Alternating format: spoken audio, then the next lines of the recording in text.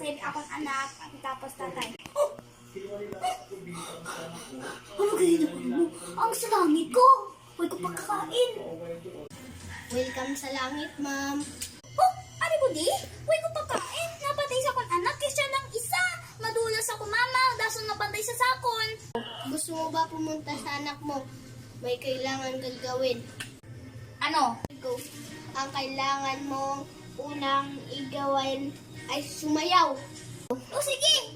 Balo ko. Ice cream nga, mi.